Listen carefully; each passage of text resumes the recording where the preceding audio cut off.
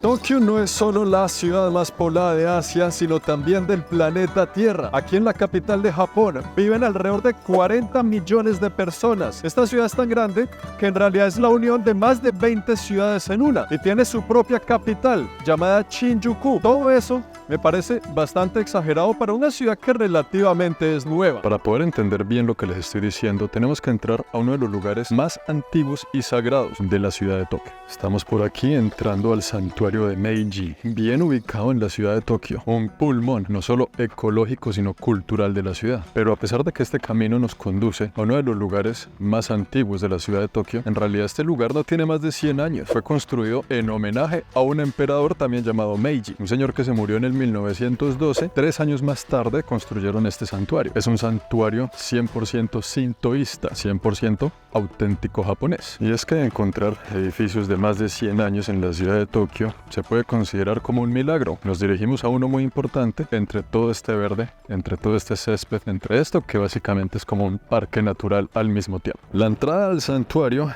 es este impresionante Tori, un gran portal sintoísta en madera considerado uno de los más grandes de Japón. El sintoísmo, o como se dice aquí en japonés, shintoísmo, es una religión autóctona del Japón, que quiere decir que nace en Japón. No tiene ninguna influencia del mundo exterior. Es una creencia 100% de los japoneses, bastante antigua y hoy en día muy respetada. Dicen que el japonés nace sintoísta pero muere budista porque sus cementerios son cementerios budistas, pero ellos no dejan de lado su herencia del sintoísmo. Por ejemplo, en estos templos que estamos visitando en este momento, aquí vienen los japoneses en muchas ocasiones especiales del año, para un matrimonio, para un bautismo de un bebé o en el año nuevo, por las nuevas bendiciones que queremos que nos traiga el nuevo año. ¿Y qué tiene que ver un templo sintoísta, la religión y un emperador japonés? Muy buena pregunta. Resulta que el emperador de Japón, cuenta la leyenda, que es una figura que conserva el mismo árbol genealógico de generación en generación en generación. Y si usted se va a lo más antiguo de la cadena del ADN de los emperadores, dicen que el primer emperador fue hijo de la diosa del sol en la religión sintoísta, ya que es una religión politeísta. Por eso es que la figura de los emperadores japoneses hoy en día todavía es una figura de mucho respeto y más que todo una figura sagrada. Ellos no tienen gran poder político o militar, pero sí son una de las figuras más respetadas del Japón. Por eso es que el emperador y la religión van muy bien de la mano. Por eso es que este templo sagrado se llama Meiji como uno de ellos. Hemos llegado ya a la segunda puerta, la que nos abre el acceso al templo como tal, después de unos metros caminando desde allá, atravesando todo el parque. Y aquí a la izquierda tenemos esta pequeña alberca donde es una tradición lavarse las manos antes de ingresar. 4 salidas de agua, la cual utilizamos para purificarnos antes de entrar al templo. Resulta que el emperador Meiji tenía una esposa que se llamaba la emperatriz Choken y sospecho yo que esos árboles que están por detrás son en homenaje a ellos. Estos 2 grandes árboles en el medio del santuario fueron plantados en 1920, justo unos años después de la inauguración de este lugar. Y desde ahí los han dejado crecer y los cuidan rigurosamente. Estos árboles, ya que son 2, representan la unión familiar de marido y mujer. La vida armoniosa y feliz del matrimonio. Un concepto bastante soñador, bastante optimista, pero una imagen que seguramente los emperadores le daban al pueblo. Justo aquí encontramos este lugar donde podemos dejar unas tableticas, ¿no? Aquí se las dan, aquí mismo dentro del templo. Y en esas tableticas usted escribe lo que quiera, ¿no? Un deseo, un agradecimiento, la cuelga ahí y el espíritu, la fuerza del poder del espíritu del sintoísmo japonés va a orar por usted. Hay en todos los idiomas, ¿no? Esta está en coreano y aquí hay una en español. El amor nos haga más fuertes y más sanos cada día. Que nunca dejemos de soñar, que pueda retomar mi camino. Está interesante porque parece que le saca las mejores y más lindas palabras al ser humano. Miren nada más lo que encontramos aquí justo saliendo del templo. Parece que el emperador y su esposa eran personajes bastante queridos y todos estos barriles de sake son donados por productores de sake de todo el país cada año, ya que en el periodo Meiji de Japón hubo gran prosperidad económica y el pueblo japonés hoy en día, después de más de 100 años, sigue agradeciendo con esta ofrenda de sake justo en su templo que lleva el mismo nombre del emperador. Detrás de estos grandes muros estamos en el laberinto que lleva al Palacio Imperial de Tokio. Este es todo un gran parque, exigente para el físico, Caminar mucho toca para poder llegar a un punto donde podamos verlo bien. El Palacio Imperial está construido donde estaba antes el castillo del periodo Edo japonés, pero durante el periodo de Meiji, este simpático emperador del que estamos hablando, él construyó el actual Palacio Imperial que tenemos hoy. Así que entrar al Palacio Imperial es entrar en varios momentos importantes de los japoneses. Es entrar en las reliquias de lo que fue el periodo Edo japonés en la ciudad de Tokio, unas puertas de custodia militar, que eran los últimos puntos de control de aquellos que entraban al Palacio Imperial. También podemos pasar por el periodo de Meiji y toda esa era de evolución y desarrollo. Y solo con caminar por sus jardines vemos la era moderna, los centros financieros de Japón, de Tokio, los cuales son de los centros financieros más poderosos del mundo. Pero también podemos contar historias modernas, porque este fue uno de los únicos puntos que se salvó del operativo militar llamado Meeting House por parte de los Estados Unidos para bombardear y acabar con toda la ciudad de Tokio. El Palacio Imperial está rodeado de gigantes jardines y esta es la casa del actual emperador de Japón, un señor llamado Naruhito, que tomó el rol de emperador japonés hace relativamente poco, más o menos 4 años, heredado de su padre, quien lo heredó de su abuelo y así sucesivamente. Esa misma línea genealógica que les dije al principio. Pero Japón no llegó a ser tan poderoso, tan importante para la economía mundial de pura casualidad. No, señor.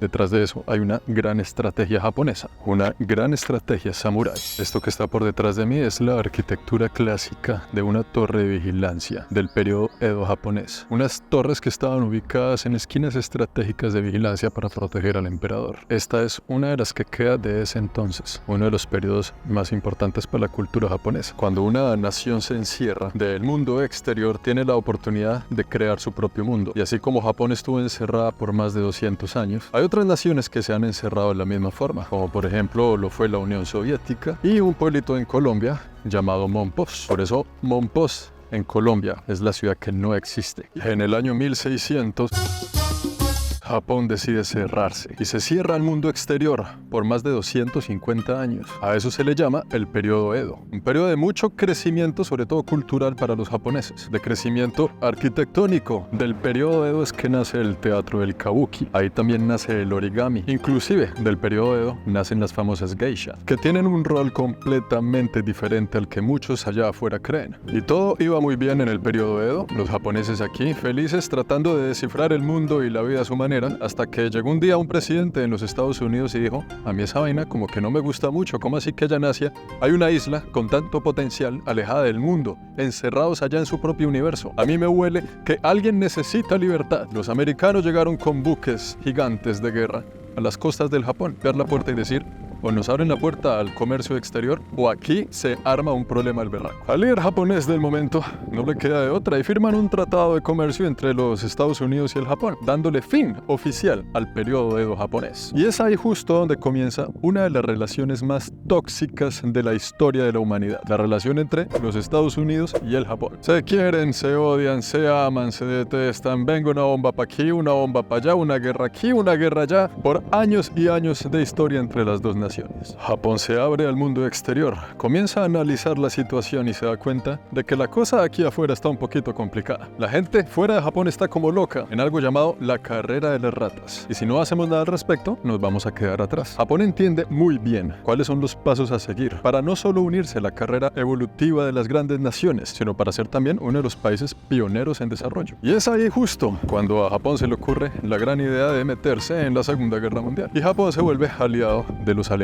Al ver todo lo que estaba pasando, los japoneses dicen: oiga, este cuento de la colonización y la expansión como que me gusta. Y se fue a expandir su poder a las aguas del Pacífico. En las aguas del Pacífico se encontró con una isla llamada Hawái, que pertenecía a un país llamado los Estados Unidos. Y ahí había una base que se llamaba Pearl Harbor. Los japoneses deciden bombardearla y explotar toda esa base militar para debilitar la presencia americana en el Pacífico y así tomar el poder. A los gringos, obviamente, eso no les gustó. Y ese es justo el suceso, el momento preciso histórico que hace que los Estados Unidos se metan también en la Segunda Guerra Mundial. Gracias a una decisión tomada por detrás de estos muros, o tal vez de otros, es que los Estados Unidos meten sus narices en la Segunda Guerra Mundial. Los Estados Unidos se meten en la Segunda Guerra y ustedes ya saben cómo termina eso. Pero en lo que muchos consideran un acto de venganza y algunos otros consideran un acto estratégico militar, a finales de la guerra, Estados Unidos decide lanzar una bomba atómica, una en Hiroshima, otra en Nagasaki, aquí en Japón. Ese evento lo conocemos todos, pero lo que pocos conocen fue un operativo militar llamado el operativo de Meeting House. El operativo de Meeting House tenía como objetivo erradicar, borrar del mapa la ciudad de Tokio. Vinieron aquí desde el cielo muchos aviones de guerra cargados con bombas y regaron todas esas bombas en esta misma ciudad. Destruyeron casi que por completo la ciudad de Tokio. Por eso al principio del video les dije que es una ciudad relativamente nueva. En infraestructura es casi que nueva, pero con un espíritu que lleva miles de años atrás. Es como si el espíritu del Japón hubiera reencarnado en una nueva ciudad. Hay quienes dicen que la bomba atómica fue para allá a acabar la guerra de un solo golpe. Hay otros que dicen que fue un acto de venganza, porque Japón fue a meter sus narices allá en Hawái cuando nadie los estaba llamando. Y hay otros que dicen que curiosamente la bomba atómica fue lanzada para evitar que muriera más gente, ya que si no acababan la guerra de un solo golpe con las bombas, su expansión en el tiempo iba a terminar con más muertos. Esas son las teorías. Pero a pesar de que el objetivo era acabar con la ciudad de Tokio, ya que aquí estaban construyendo mucho armamento y muchos productos de uso militar, tuvieron en consideración varias cosas. Los gringos dijeron, vamos a bombardear y a acabar con toda esa ciudad, a excepción de que no podemos bombardear el Palacio Imperial, que es aquí, esta entrada que vemos por detrás. No podemos acabar el Palacio Imperial y no podemos matar al emperador. Primero porque como estrategia militar, pues, no era muy inteligente. ¿Para qué gastar esfuerzos en matar a alguien que no tenía poder ni control militar, ni político, sino que simplemente es una figura muy respetada para el pueblo japonés, muy importante, la cual, si llegaban a asesinarlo, era como matar el espíritu completamente del Japón, y esa tampoco era la intención. Y es por eso que aquí podemos venir al Palacio Imperial a vivir tantos momentos históricos de los japoneses, ya que por un momento de piedad que tuvieron los americanos, podemos venir a recorrer sus parques. Y es que en aquel entonces la ciudad de Tokio estaba construida con madera y con papel. La idea era tirar varios misiles desde el aire para crear un gran incendio que acabara con toda la ciudad. Un par de misiles aquí, un par de misiles allá y esta ciudad desapareció casi que por completo de un día para otro. Y por eso era tan importante también venir a este templo. Este fue uno de los pocos sitios que no fue afectado con ese gran bombardeo que acabó con toda la ciudad de Tokio. Lo que vemos aquí está intacto desde aquel entonces. Pero después de semejante balacera, entonces, ¿qué fue lo que pasó? La bomba de Hiroshima y Nagasaki dejó alrededor de unos 80.000 a 90.000 muertos respectivamente.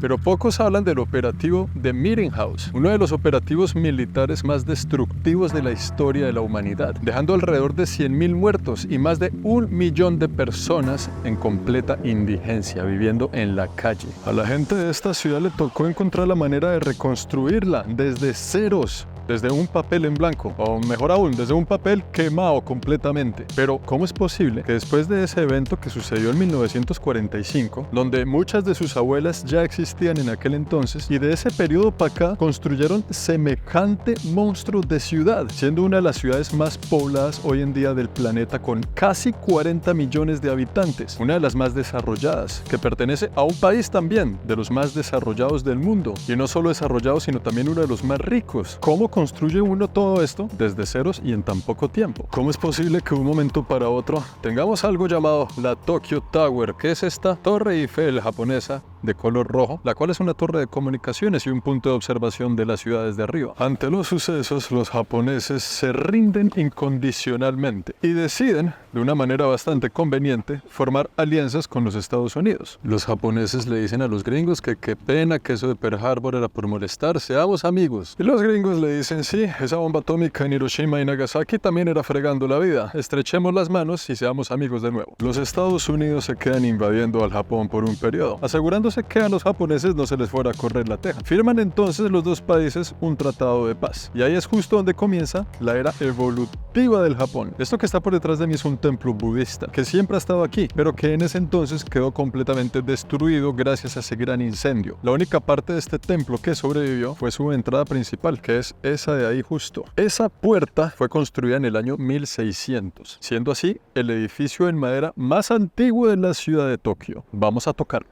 Este es el tipo de pendejadas que a mí me hace feliz. Un momento histórico, vamos a tocar el edificio en madera más antiguo de la ciudad. Ahora vamos a desinfectarnos esta mano. ¿Quién sabe cuánta gente tocará ese mismo muro al día después de estornudar? Cosas interesantes que uno se encuentra en esta ciudad es que, sí señores, esto de aquí es un baño subterráneo. Simplemente un baño. No podían hacerlo más elegante, más bello, más simpático, más japonés. En la mitad de cualquier calle de esta ciudad, uno piensa que es la entrada a un metro, alguna vaina subterránea grande. No, señores, el orinal. Porque si usted es japonés y tiene ganas de ir al baño, tiene que hacerlo en grande, como un japonés. Otra cosa curiosa que se encuentra uno en esta ciudad es que eso de ahí, eso no es una parada de autobús donde está haciendo fila la gente para entrar. Es una zona de fumadores. Aquí, aparentemente, usted no puede fumar por ahí donde quiera, no. Usted tiene su lugar establecido para nicotina. La gente hace fila para entrar esperando a estos señores a poder entrar ahí y fumarse su cigarrillo. Pero a pesar de que esa sea la puerta más antigua de la ciudad, no es la que le abre las puertas al templo más antiguo de la ciudad, al cual vamos a entrar a continuación. Esta es la famosa puerta de Kaminarimon, la cual es la entrada al templo Sensoji, el templo más antiguo de la ciudad de Tokio. Y en este lugar de la ciudad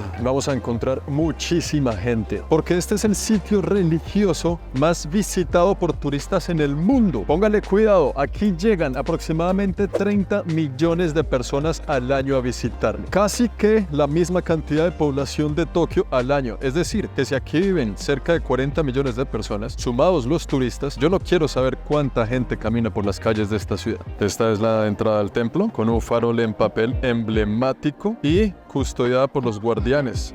Aquí, al lado y lado, tenemos una estatua de ellos. La puerta de Kaminarimon, en japonés significa la puerta del trueno. Cada una de las dos estatuas que está aquí es el dios del viento y el dios del trueno, abriéndonos el camino a todo este pasaje infinito que se ve para poder llegar al templo. Este pasaje es más que todo comercio y chucherías para los turistas, ya que atraviesan casi 30 millones de ellos al año. 30 millones, es increíble. Si ven todo este trancón de sombrillas que hay de aquí para allá, pues me uní al club. Míreme esa elegancia, una sombrilla que perfecta para la cámara, porque se puede ver a través de ella todo lo que hay detrás de mí. Y ya después de haber atravesado todo este pasaje comercial, unos pasos adelante llegamos a la entrada oficial del templo, siendo este uno de los templos ahora sí más antiguos de la ciudad, pero que ha sido reconstruido porque asimismo ha sido destruido un par de veces. Fue destruido en su gran mayoría durante la Segunda Guerra Mundial y fue también destruido por algunas catástrofes naturales del Japón, algunos incendios, algunos terremotos, lo cual me acuerda que no nos podemos ir de este video sin hablar de uno de los personajes tal vez más importantes para la cultura moderna del Japón. Estoy hablando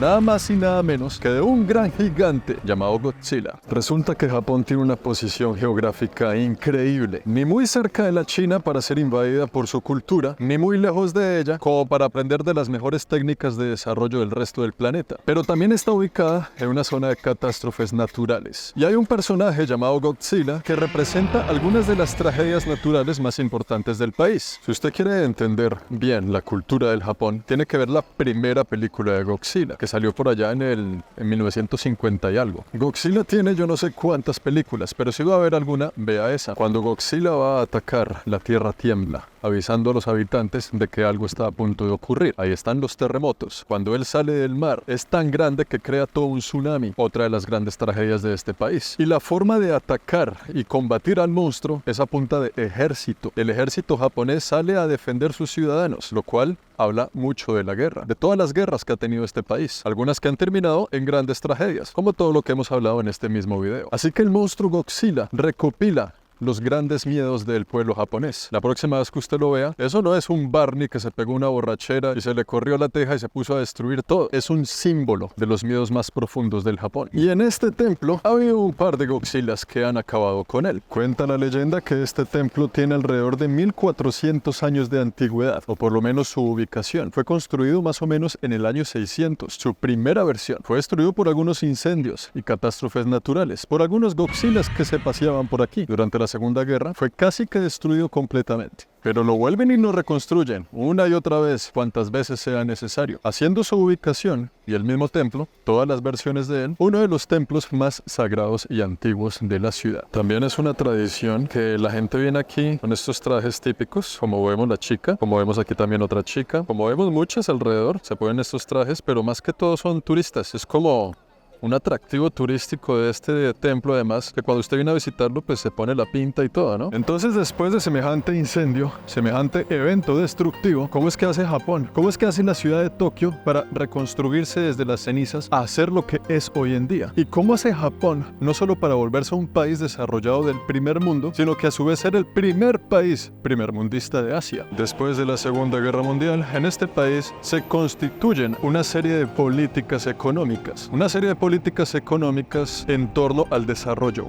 al libre comercio, a la inversión para la industria. Antes de volverse un país del primer mundo, tocaba reconstruir la ciudad. Una vez que ya tenían los parámetros para volver a construir la ciudad de Tokio, comenzaba el plan para volver a este país, un país desarrollado del primer mundo. Y los japoneses se pusieron las pilas con algo llamado el plan de reconstrucción. Inclusive, abrieron una oficina del gobierno llamada la Oficina de Reconstrucción de Tokio, en la cual se diseñó una estrategia de infraestructura, reconstrucción de viviendas, desarrollo urbano y modernización de la ciudad. Pero eso no basta solo con invertir en políticas de crecimiento económico. Los japoneses le metieron mucho la ficha al sistema de educación, no solo en la primaria, secundaria, sino a nivel universitario, a estar pilas y en la vanguardia en tecnología, en desarrollo, en ciencias. Ellos entendieron rápidamente que tenían que jugar el juego de los niños grandes. Si se iban a ser aliados de Estados Unidos, tenían que estar al nivel de las grandes potencias, porque si no, era lo contrario. Si no están al nivel de ellas, van a estar siempre por debajo de ellas, van a estar sometidos, van a ser sumisos, y eso no está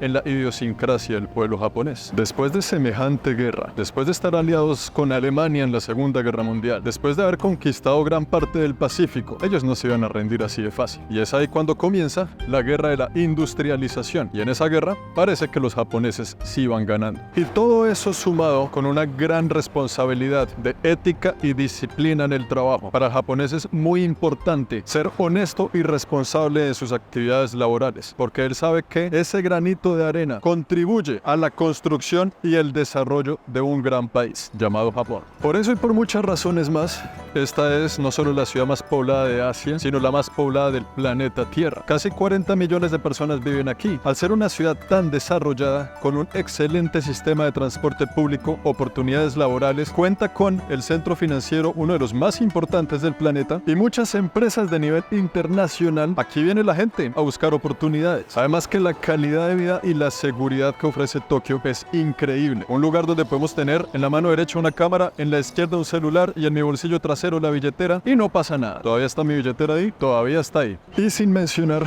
la cantidad de atractivos de entretenimiento que tiene este lugar. Eso y muchas razones más es que hace que haya tanta gente por acá. Y aquí podemos quedarnos horas y horas hablando de estos temas. Pero por ahora espero que les haya gustado mucho este video, que hayan aprendido algo el día de hoy. Video número 1 de esta aventura japonesa, la cual venimos a terminar en este lugar de Tokio llamado Akihabara, la ciudad del anime, el manga y los videojuegos en Japón. Por ahora solo les digo, esta aventura hasta ahora comienza. No se pueden perder lo que viene y nos vemos en el próximo video. Arigato gozaimasu. Chao.